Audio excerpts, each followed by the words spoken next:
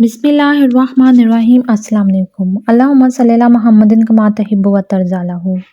حضور پاک صلی اللہ علیہ وآلہ وسلم مسجد نبوی میں تشریف فرما تھے۔ حضور پاک صلی اللہ علیہ وآلہ وسلم نے فرمایا، میرے صحابہ کوئی تم میں سے ہے جو میرے دشمن کو قتل کر ڈالے؟ دشمن کون ہے؟ دشمن کا نام ابو رافع ہے۔ یہ ابو رافع چوکوں میں، چوراہوں میں، گلیوں میں، بستیوں میں، گویا ہر جگہ نبی کریم صلی اللہ علیہ وآلہ وسلم کو گالیاں دیتا ہے۔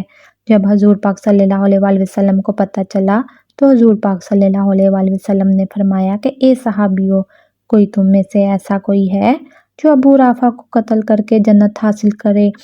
صحابہ موجود تھے۔ ہر صحابی کے دل میں یہ خواہش تھی کہ اس کو قتل کریں گے۔ اسی مسجد نبوی کے ایک کونے میں ایک صحابی بیٹھا ہوا تھا جس کا نام عبداللہ بن ابی عقیق ہے، جو کہ آنکھوں سے نابینا تھے۔ اللہ کے دروازے پر سجدے میں گر جاتے تھے، ہاتھ اٹھا کر کہتے، اے اللہ، میں جنگ بدر، جنگ احد، جنگ خیبر میں تو نہ جا سکا کیونکہ میں نابینا اور معذور ہوں، اس کا مجھے بہت افسوس ہے۔ اے اللہ کے رسول صلی اللہ علیہ وآلہ وسلم کے اس دشمن کو میرے ہاتھوں قتل کرا کے مجھے جنت کا ٹکڑا عطا فرما۔ اس صحابی کی یہ دعا قبول ہوتی ہے۔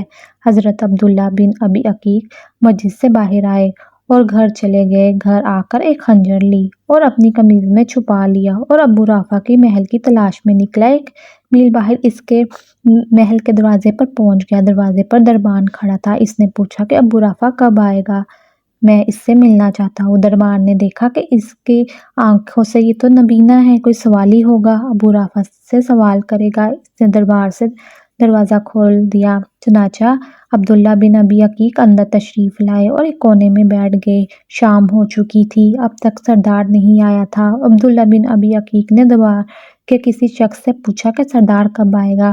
پتہ چلا کہ رات کو آئے گا۔ چنانچہ سردار عشاء کے وقت آ گیا۔ عبداللہ بن ابی عقیق کسی سے پوچھا، سردار کہاں جا رہا ہے؟ پتہ چلا کہ وہ اس وقت شطرنج کھیلے گا اور اس کے بعد آرام کرے گا۔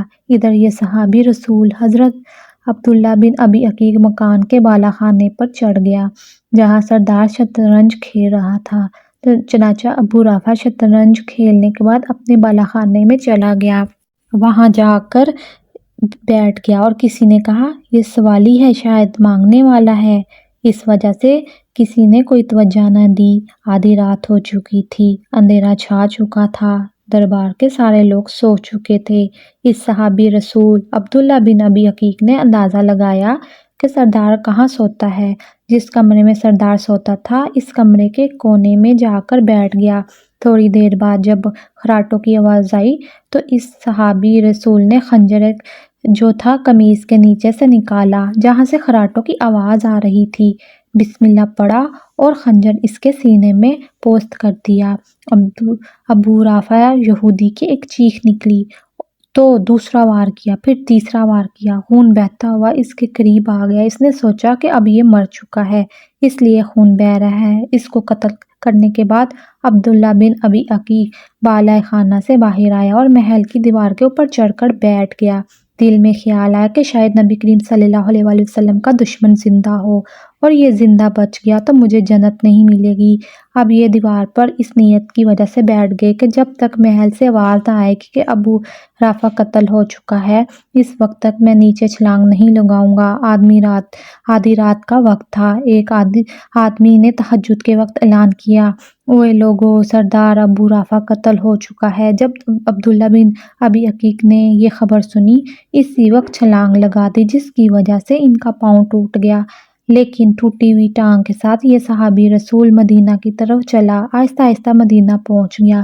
فجر کی اذان کے قریب مسجد نبوی پہنچ گیا اور وضو کر کے اس جگہ بیٹھ کے جس جگہ گزشتہ اللہ سے دعا مانگی تھی اور اللہ کا شکر ادا کیا اور 2 نفل شکرانے کے ادا کیے۔ اللہ تعالیٰ نے نبی کریم صلی اللہ علیہ وآلہ وسلم کے دشمن کو میرے ہاتھوں قتل کرایا۔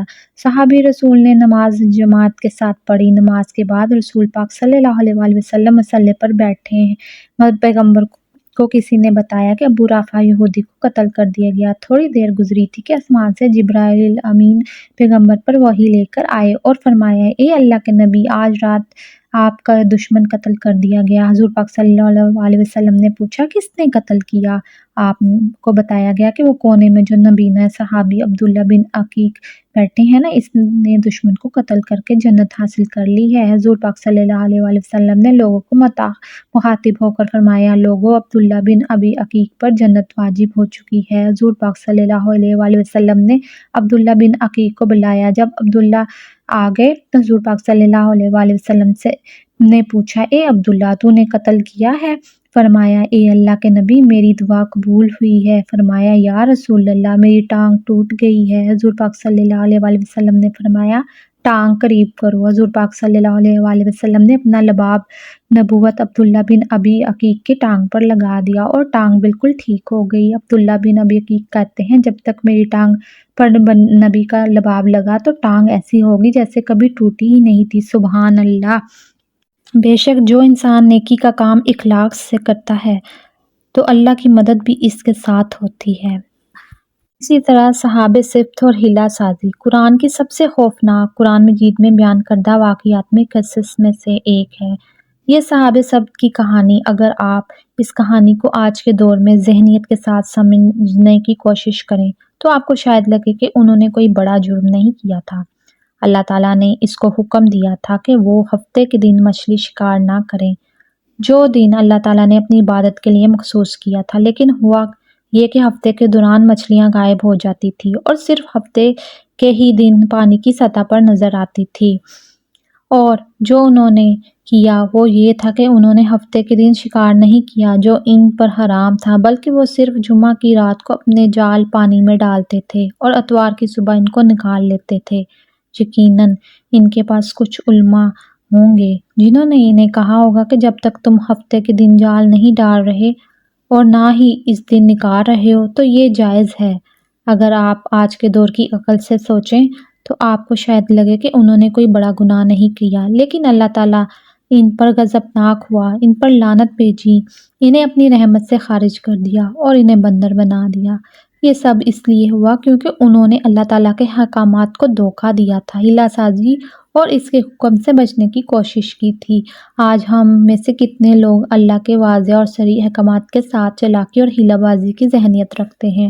سود کو نفع کہہ دیا گیا ہے، رشوت کو اکریمیہ بنا دیا گیا ہے، زنا کو باہمی رضامندی کا تعلق قرار دیا گیا ہے، شراب کو روحانی مشروب کہہ دیا گیا ہے۔ بے پردہ خواتین کہتی ہیں کہ ایمان دل میں ہے، اور جو نماز نہیں پڑھتا وہ کہتا ہے کہ دین تو معاملہ داری کا نام ہے۔ بدقسمتی سے اللہ ہم سے ناراض ہو یا ہم اس کی رحمت سے باہر ہوں اور ہمیں اس کا شعور نہ ہو، بلکہ ہم تو خود اللہ کے نیک بندے سمجھتے ہوں۔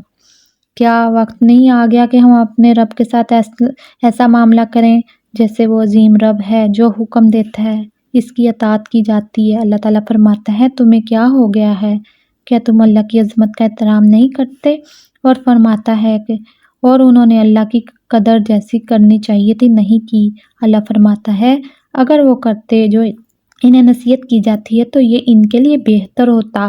ہم اللہ سے دعا کرتے ہیں کہ وہ ہمیں خوبصورت انداز میں اپنی طرف لوٹا دے اور ہمیں حسن انجام عطا فرمائے، آمین۔ اگر آپ کو میری باتیں اچھی لگی ہو پلیز شیئر، لائک، سبسکرائب ضرور کیجیے گا۔ اپنا بہت سا خیال رکھیے گا۔ اللہ حافظ۔